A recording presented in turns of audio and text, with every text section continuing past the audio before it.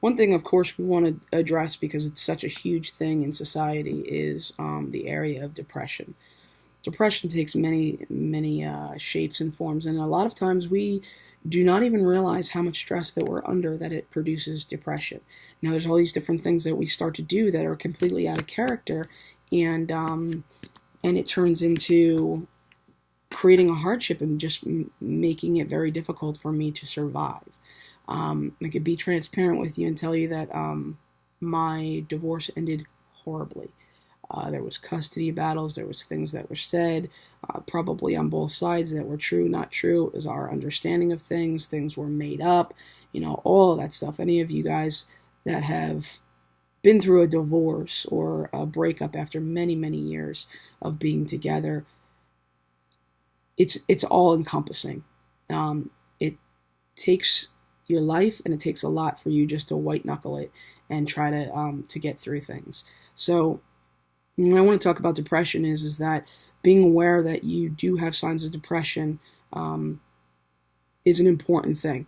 Take a look at your life and how much things are considered stressors in your life. And once again, with me and my handy list, I do that. I make lists so that I can visually see, because that helps me to process, helps me to be able to see things for what they are. And if you've got to sit down in front of your computer and buck out a whole list of all the things that are inconsistent and painful and horrible that you think when you live inside of your life and in your head and your private time, then do it.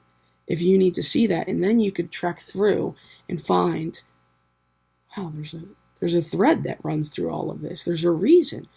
And to be honest with you, sometimes people come to find out that it was something that happened when they were younger. That it could be something as simple as a couple of your friends ganging up on you and and calling you names, or being some type of betrayal that's even lesser than one of these majors. They all kind of register in the same way. And when there's too much, and things just keep coming down the pike, where you're arguing with your mate, or you're yelling at your kids, or you're having a hard time in a relationship, or things just are not working out the way that that you want, it is very, very common for us to start to leak around the edges, and us being able to admit, like, hey, maybe I'm not as strong as I thought that I was, and not using it as a crutch, but as a means to be a springboard for us to be like, okay, so why is it that I'm not, being consistent, and why is it that I'm not being successful?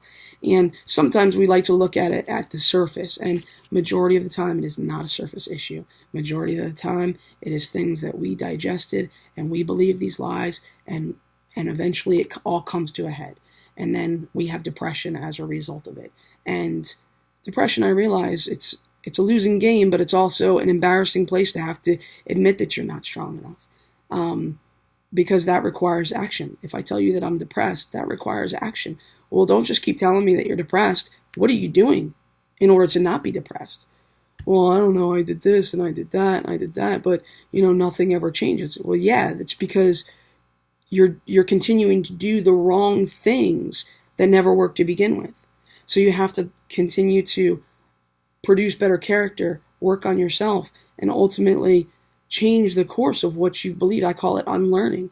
We have been brought through the mud and trained to think certain ways, that one thing means one thing. Like, well, if I'm not successful at going to college, then obviously I'm a loser and I'm not going to get a good job. Well, that's not necessarily true. How many people do you know that did not go to college but are extremely successful?